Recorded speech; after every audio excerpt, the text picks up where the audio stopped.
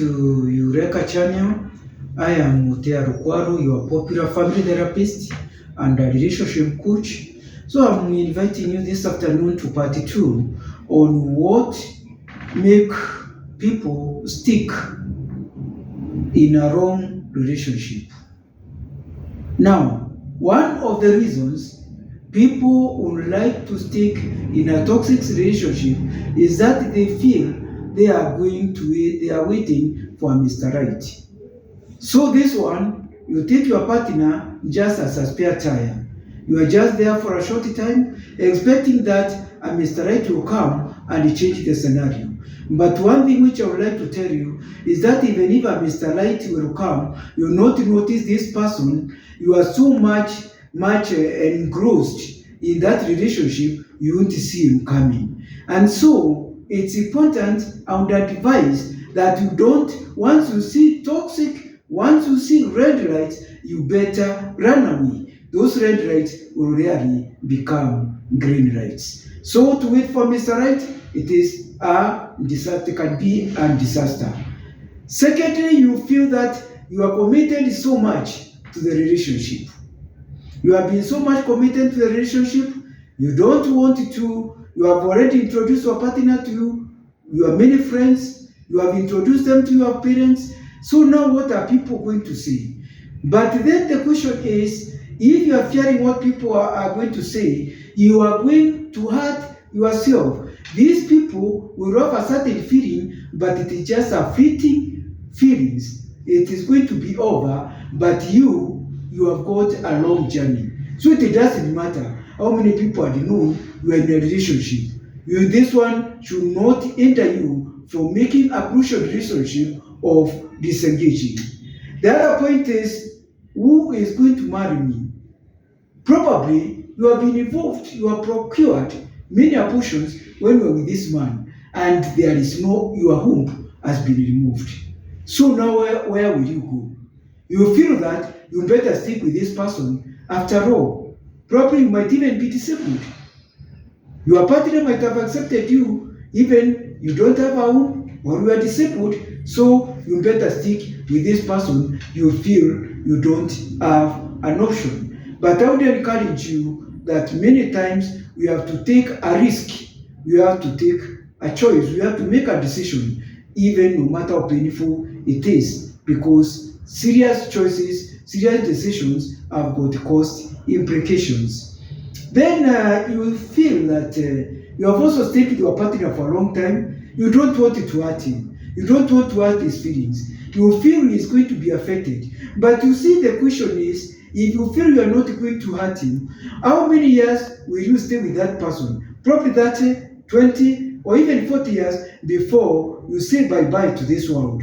So you better make a step and take a decision to leave this person. And in the end, the person will tell you, thank you for the move you took. I am going to move on. Otherwise, if you didn't make a decision, I will not be happy and will also not be happy. So for the sake of your friend and for the sake of yourself and the conscience, so that you don't degenerate to depression and distress, you better make a decision as painful as it is. Others would still like to stay in the relationship, toxic as it is. They feel, I will change you. I will tell you, you will not change that person. If you are to change that person, you would have changed him from the beginning. You can't change him. It is only God who can change a person. No individual can change another person. So please, if somebody, let's say you didn't want drinking, and you tend to think, oh, this person is going to leave drinking, I will persuade him. That one can even be a temporary thing. And when you get married, the person will start drinking, and then if you become married, the person will ask you, who told you I had changed? And then you will be in a dilemma. And then finally is the issue of prayers. You say, I'm going to pray.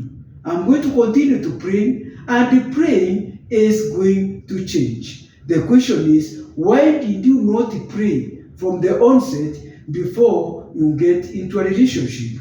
It is advisable for you to pray hard when you get to a relationship, so that you get to a good relationship.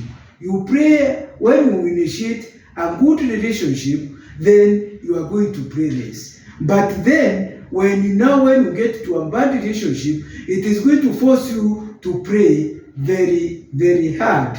So it is important to pray from onset. And so, please, I hope you have got certain information which is going to broaden your worldview. You are going to look at life in a different perspective, and I also think you are going to have a paradigm shift in your thinking. So I am hoping that you have enjoyed part 2 of this video of why people remain in a relationship although it is not the right one. I would encourage you to subscribe, to share with your friends, and when you are also sharing, to subscribing, make sure you hit the notification bell so that the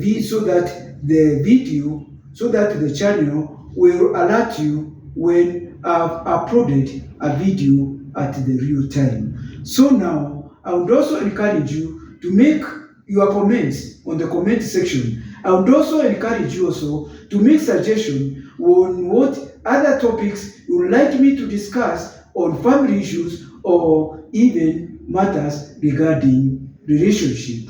Thank you very much. You are very useful, very great people to my channel. Thank you and have a great day.